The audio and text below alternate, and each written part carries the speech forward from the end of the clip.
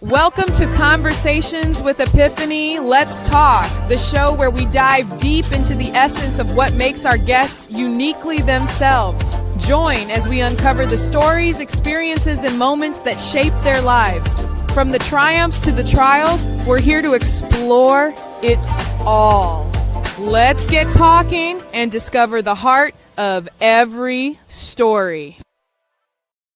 Hello, everybody. Welcome into another Conversations with Epiphany. I'm so happy to be here with Brandon Lynch, who is the cornerbacks coach for Cleveland Browns. Thank you for joining me today, Brandon.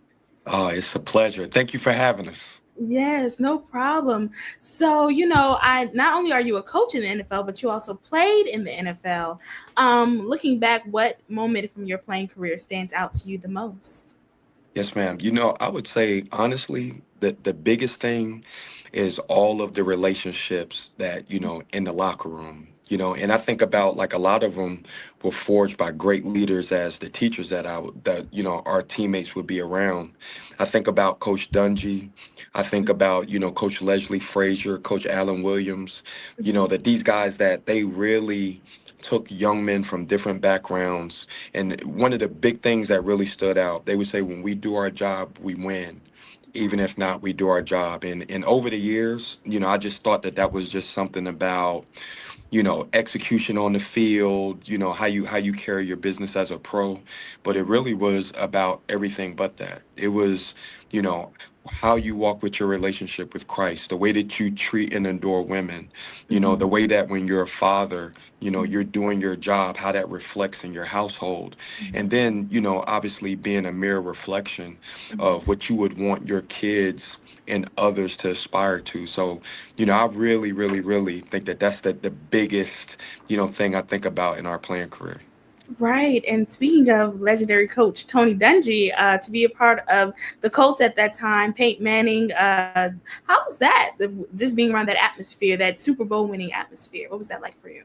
You know what? It was amazing, and I think about, my father and my mother, they're military. So they would always say, the cream always rises to the top.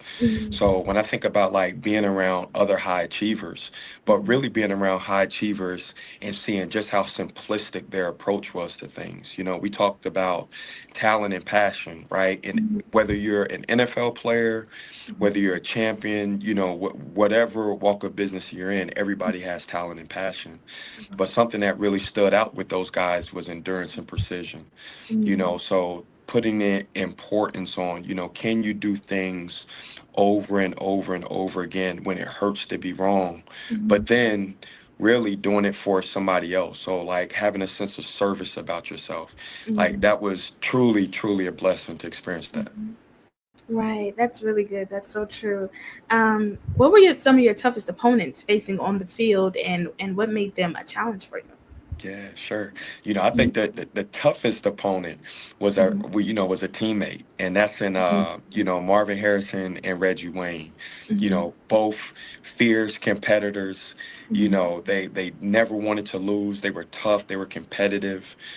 So those guys like really helped us every single day in practice. When I think of guys outside of teammates, the very first one is Fred Taylor. I think about Freddie T being a running back that played for Jacksonville, a hardcore runner, extremely tough, competitive, never took a playoff, and as a young player like myself at that time, to experience, okay, this is what a professional looks like, and obviously being a defensive guy, we're trying to strike you to see if you're going to question if this is for you, but to see a guy continuously bounce back, really exemplify resilience, resiliency, and, be a good teammate. That was really cool to experience. Right. That's really cool. And I know you talked a little bit about like how to, walk in the different ways of, being a mirror reflection. So what is your core philosophy as a coach, both on and off the field? Yes, ma'am. It's very simple. When the student fails, the teacher gets the F. Find a way for all students to earn an A. And I think that, real external, relationship with the players, it's really made a big difference. Mhm. And I lean back on the same quote: when we do our job, we win. Mhm. Even if not, we do our job. That's something that I've really tried to impart in our men, because a lot of the men that, we are fortunate to teach, they look just like us. Mhm. They come home and their communities, their environments, their family structure looks just like mine. So Mhm. really trying to be a very clear reflection that, if you can do things for things that are outside of yourself, Mhm. and even if not, even if it doesn't work out, as a man, Mhm. like, you do your job. I think that that's something that really helps. Mhm. That's so true. And how do you balance pushing players to their limits while also supporting their mental and emotional growth?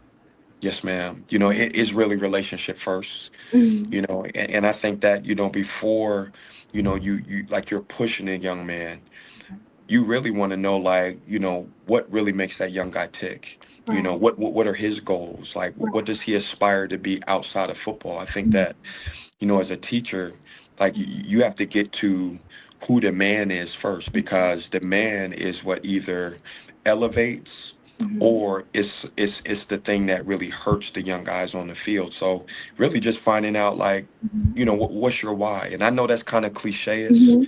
but having a general interest in, okay, this is your why. These are things that are important to you outside of the sport. And Right. then humbly trying your very best to, like, align these guys with Mhm. tools. Mhm. We talk about, being a great listener, Mhm. providing service, and then being a great communicator. Really trying to do those things for the guys. Right. And what are some strategies that you use to build team, I guess, togetherness during the off season in particular? Sure. You know what? Like, really try to have a genuine conversation with the guys. And I'll let you on to something. We asked our guys three questions. One of them was, what do you want the room to feel like? And really, it really encapsulated, guys, being a rookie. Like, what did a great, high performing learning environment feel like? So Mhm. now it's not, okay, this is what Coach Lynch, sets as, okay, this is what a great learning structure is. But hearing it from the guys, from, our most senior player to, our most rookie players getting in, Mhm. and then exemplifying that learning environment. And obviously, with the players you're having, that's going to change from year to year. Right. So everything that we do, we talk about, it's on us. Like, we do things together. And I'm Mhm. probably one of the first men in their life to tell them, like, look, I don't have your back. Mhm. And the first time you say that, like, guys are Mhm. kind of, especially our young men, they're like, well, Mhm. hold on. Right. No, everything that we do, we're shoulder to shoulder. So the Mhm. decisions that we make, the culture in which we try to bring guys to, like, it's something that we give great collaboration with each other on. Right, right. And how has your coaching style changed over the years? Like you said, from you know, new people coming in, new people. Yes. It's the NFL week, so trades happen, this happens. So, how do you? How's it evolved over the past few years? And how do you know how to, like, for each player is, like, each different personality. So, how do you handle that? Sure. You know what? Like, it's going to start off with being a great communicator first, right? Mhm. And I start there, being a great communicator, because if you're a great communicator, you're going to be a good listener. And if you're a good listener, you're able to provide tools. So Mhm. the way that I've evolved, from being a former player Mhm. to a teacher now, the same things that, like, inspired and Mhm. motivated myself, it was really singular to myself. So, Mhm. like, having an idea of who our guys are in the room and Okay. tailoring the message really to fit them, I think, Mhm. is something that really, really, really helped. I ran Mhm. across a book, I would say our third year in coaching, called 3D Mhm. Coaching, which Mhm. really, like, changed my outlook on things. And it was Mhm. more of a biblical look of how to really serve guys. And I want to say in chapter 3, Mhm. it talked about hurt players, or excuse me, hurt coaches, Mhm. hurt players. Mhm. And it really didn't resonate with me at first. Mhm. But the guys that really pushed myself to the limits, um, I was able to respond off those things. So Mhm. initially, I thought that everybody had to have the red dot on them. You Mhm. know, everybody had to have a certain amount of criticism to excel. Mhm. However, the older I got in the game, I Right. saw that, man, it is very singular to Mhm. each of your players. So you have to have a genuine relationship to serve those guys. And if you Mhm. do, and if you're really shoulder to shoulder with athletes, there's nothing that they won't do to you. You know, I've never Mhm. met a young guy that didn't want to be successful. So that Mhm. goes back to teaching philosophy. When the student fails, the teacher gets the F. So finding a way for all students to earn an A. Wow. Yes, that is so good and a great philosophy. Very true. And I know season minicamp season is here. Are you guys still in season, or I mean minicamp right now, or you guys are okay? Yes, Okay. So ma'am. what are you looking forward to most this season? What have you seen so far in minicamp that you are excited about? Yeah, you know what? I'm seeing our guys like compete. They're Mm-hmm. they're all here. They're together. Mm-hmm. They're giving great input. We talk about healthy conversations. So our Mm-hmm. most senior guys to our rookies, I really like how, our most veteran leadership, they're Mm-hmm. leading right now, and I try to keep those guys very encouraged in that manner because that's going to help us in the fall. So I'm looking forward to really seeing the seeds that these young guys have been, harvesting. I'm looking forward to see like what that looks like on tape. Right.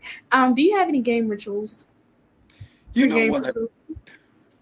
I would say yes, I do. I Mm-hmm. do. I do. And, it's two things. One, like when I eat, like, and it's kind of weird now, but I like to have that little bit of a butterfly feeling. So I eat just enough oatmeal that Mm-hmm. I feel kind of sick, but not too sick. Wow. And it helps me like stay hyper focused. Mm-hmm. And then for myself, I've always, ever since high school, Mm-hmm. I talk to my mom, I talk to Mm-hmm. my dad, I talk to my brother. Mm-hmm. Now that I've been married 17 years, I Wow. talk to my wife and the kids before I leave. Mm-hmm. But after I talk to my mom, my dad, my brother, when my grandmother was living, my grandmother, Mm-hmm. I immediately shut the phone off. I talk to Mm-hmm. nobody else. Mm-hmm. And this is all the way back from high Wow. school. If Wow. you weren't my mom, my dad, my brother, Mm-hmm. my grandmother, Mm-hmm. like we weren't conversating before the game. Right. After the game, Mm-hmm. it's cool, but that's Right. that's when I feel most locked in. Right. And how do you approach preparation for key matchups or rivalries during the season? Sure. Mm-hmm. Keep the focus on the work. Mm-hmm. And we talk about simplification is the key to success. Mm-hmm. So really try to do a really good job on simplifying the complex. I like to really deal in the 80/20s. We talk a lot about in our room the Pareto principle. Mm-hmm. So if we can identify the top 20% of our tasks that are going to be 80% on what we're graded on, let's Right. really be great on those things. Mm-hmm. Like we don't want to be, we talk about all men in all things. We don't want Mm-hmm. to do that. We want to major in the majors. We want to give our guys clear, concise information so that they can Mm-hmm. play fast and for errors. And then, obviously, do your due diligence, right? Mm-hmm. Like with doing that, like making sure that we're putting in the work. Mm-hmm. Our best player, Denzel Ward, Mm-hmm. um, I believe he's been to the Pro Bowl 4 different times. And he asked a question last year, during this time, he says, coach, Mm-hmm. like he's like, man, like, why are you always so prepared? Why do you always have so much energy? And that's largely in part of the group that the Lord has blessed us with. Like those Mm-hmm. guys work extremely hard. Mm-hmm. It's extremely important to them. So Mm-hmm. when you have a room that's like that and Mm-hmm. you're the leader, you Mm-hmm. certainly try to set that pace, Mm-hmm. and being shoulder to shoulder with guys. I know that trust is earned and that's something daily.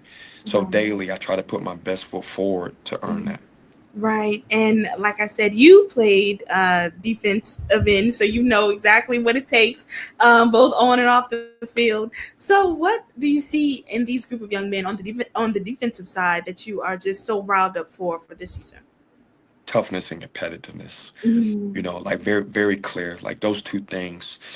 We talk a lot about like for guys to be in the room, right? Mm-hmm. The barrier of entry is toughness and competitiveness. Mm-hmm. But I also like vetted the room. They're smart, they're Mhm. tough, they're accountable to each other, Mhm. as well as to, things that our team ideals are. They're Mhm. extremely resilient, and Right. our young men keep the team first. Right. So just to see that, that gives us a chance. Hmm. And are you on the sideline? Are you pretty much like, do you get pumped up, or you just try to maintain as, as if like one of your players get that pick, in the fourth quarter, touchdown, and they get that pick. How's your emotion feeling at that time? Hey, three things we talk about we want to lead the Mhm. NFL in. That's Mhm. physical violence, that's Mhm. effort, and that's Mhm. swag and passion. Mhm. So when we're on the field, Mhm. obviously we've already put the work in, Monday through Saturday. So when we Mhm. get on the field, I like to say smooth is fast and Mhm. fast is deadly. So Mhm. being a calming sense for those guys, Right. really doing a really good job with inspiring them, with Mhm. motivating them to Right. like do things correctly with Mhm. precision and detail. Like, so I'm normally like the real chill one on Right. the Real cool. sideline. Yeah, that's good. Yeah. And I know you were undrafted, correct? Yes, ma'am. Okay, so what made you keep going during that season? Like, did you already like know like this is what God wanted you to do, or like how did you keep the faith in pursuing your dream? Oh, great question.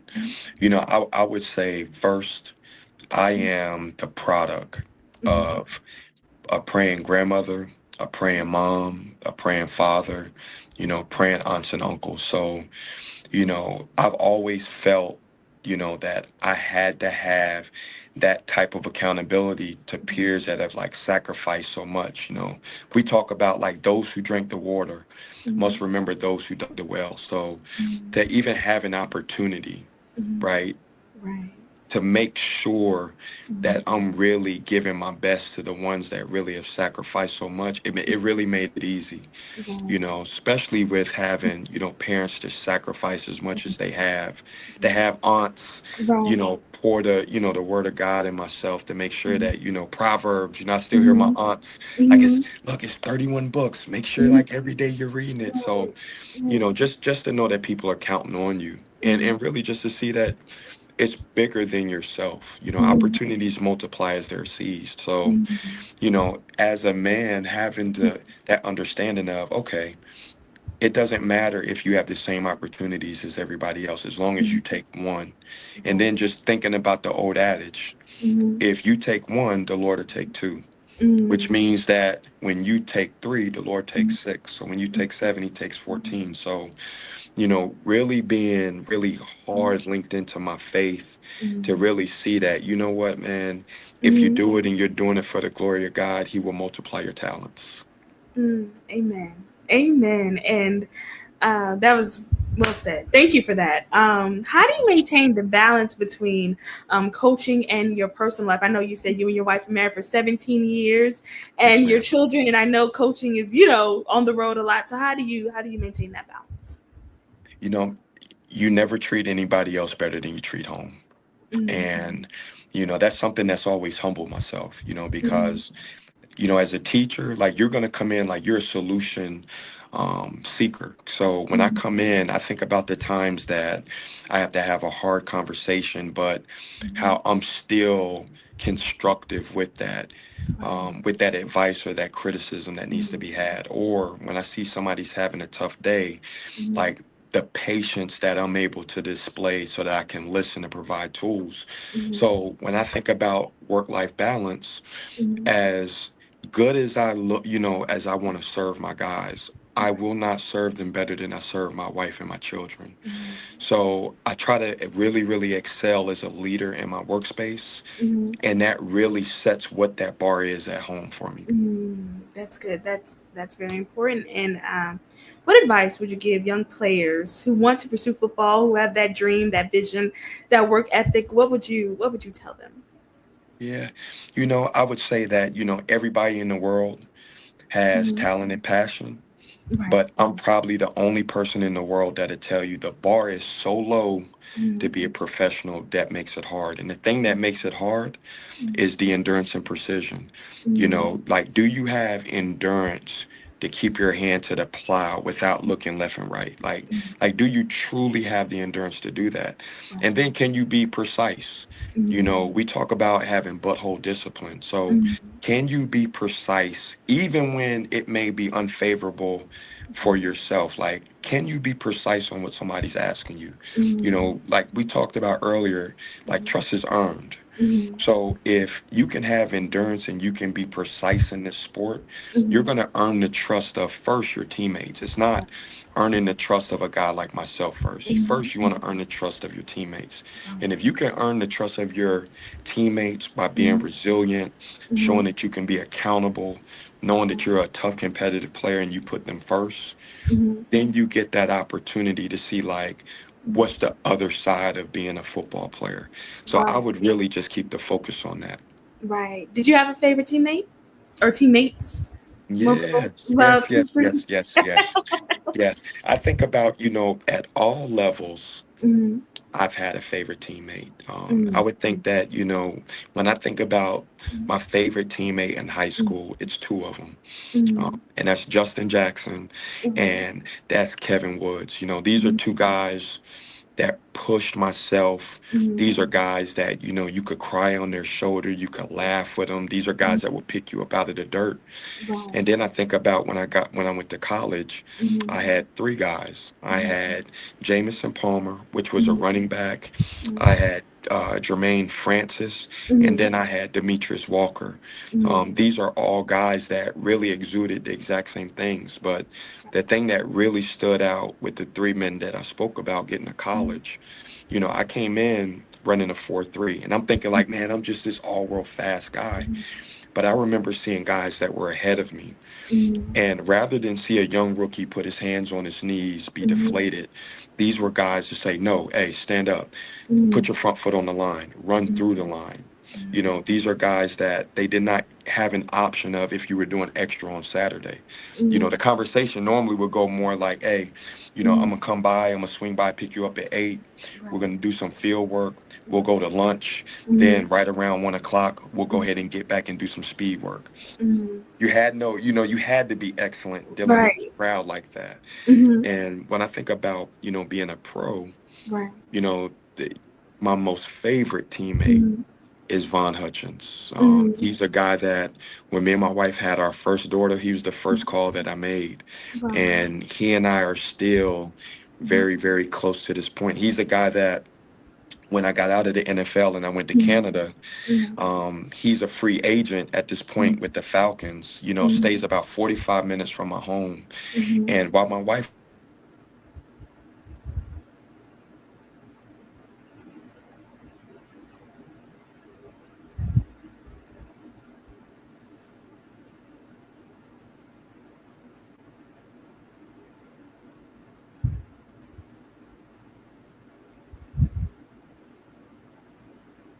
when I think about like Mhm. when I think about Von Hutchins, like he's a guy that when I was out in Canada, he Mhm. would offer to get out of practice, drive 45 minutes so that my wife wouldn't have to leave the house just to bring groceries. So I think about relationships like that Mhm. that were really truly forged by, you know, effort, right? Right. It takes effort, to build that type of bond. And then guys being true to who they are, Mhm. all of these individuals that I've spoken about have really helped myself be a better teammate and be a better like peer Mhm. around the building, because I know exactly what that meant for myself. Right. Wow. That's good. It's good to, like you said, cultivate relationships through every arena. That's really good. If you weren't coaching, what do you think you'd be doing right now?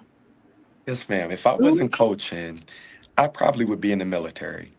Okay. With both of my parents, Mhm. being in the army, my mother and my dad Mhm. being sergeant first classes, like I Mhm. really like that type of structure. I like that type of meaning on your life. Mhm. And I like the importance on helping and serving others. I think that Mhm. the way that our personal family dynamics are right now, I think that the kids would actually, Mhm. love that type of structure and that type of accessibility to information. I would Mhm. think I really would be in the Right. military.